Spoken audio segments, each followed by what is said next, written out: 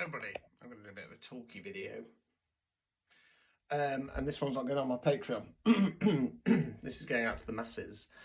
So it appears that me sharing a post from TikTok onto IG and FB has caused a little bit of call it debate. Now, the post is about toxic parents and how the chap is basically saying that if basically his content's about toxic parents because he had toxic parents, narcissistic parents. His delivery style is very similar to mine. He gets shouty, he gets ranty. Now, I've had people come forward and talk about forgiveness. Now, the first thing to say is that when it comes to my parents, I have forgiven them. I don't like them. I don't want to see them again. But I have forgiven them. But I'm still going to talk about this stuff because it can help other people. Burying your head in the sand, turning the other cheek, what would Jesus do? For me is light side BS, I'm afraid. Sorry. Now, the irony of it is that video is actually talking more about people, not his parents. Okay? And people seem to have misunderstood that. It's not, you know, when you do content as a content creator, right, if you just sit there and talk about stuff like this, people aren't engaged, right? One of the reasons why I'm so popular on TikTok is that I'm famous for my rants. Now, I'm quite happy to rant because for me, love is not the highest frequency, authenticity is, because authenticity allows you to be free. It's the only way to be truly free because you are your true authentic self. Love can keep you stuck. It can keep you stuck in toxic relationships. It can keep you stuck in toxic family dynamics. And that is all backed up by BS rhetoric. Blood is thicker than water. That's been adapted. The full term is the blood of the covenant is thicker than, the water of the womb, which basically means your soul family, your soul tribe is more important than the person you got squeezed out of.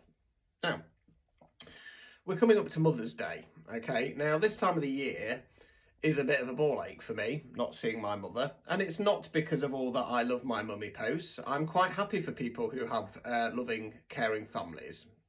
I'm pleased that you do. The reason why it gets a little bit triggering is when you start getting the, you only have one mum, love her. Well, that's great if you had a loving, caring mother. If you have a mother who doesn't give a shit about you and is a narcissist, it's insulting. It's really insulting. Okay?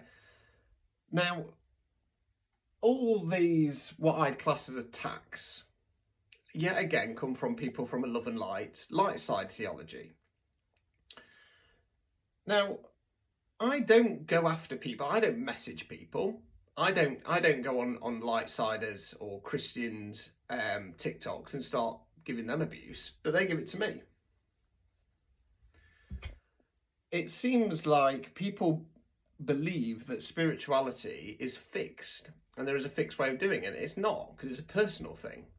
The long and short of it is it's about finding you're happy and you're in a peace.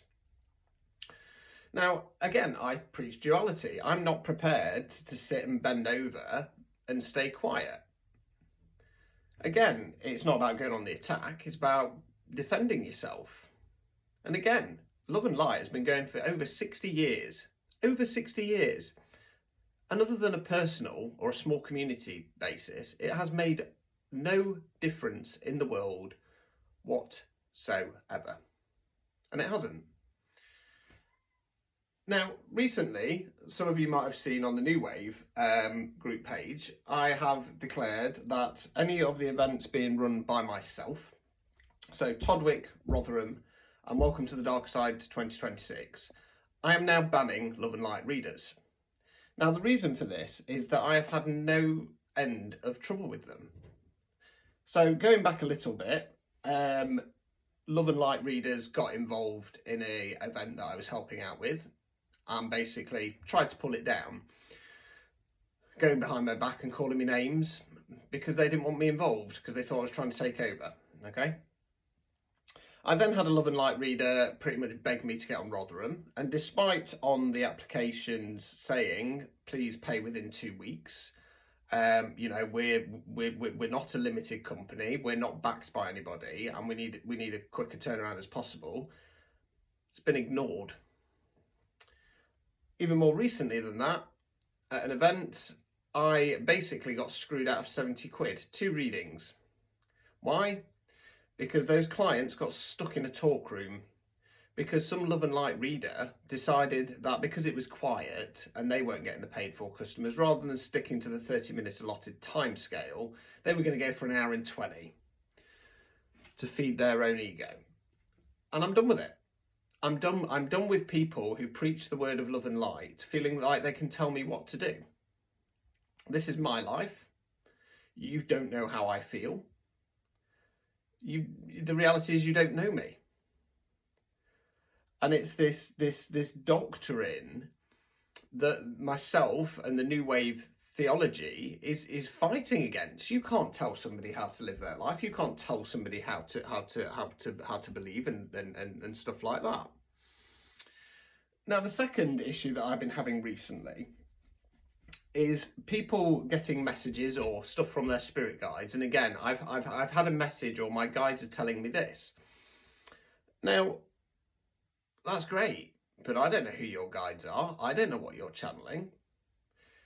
And what I'm going to do is, and this is really going to upset people, right? I'm going to actually put and post my Down the Rabbit Hole video that I did about the religious